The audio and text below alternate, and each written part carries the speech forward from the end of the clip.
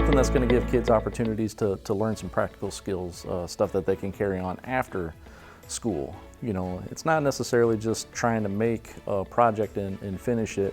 I focus more on the techniques, learning the skills, learning how to use the tools.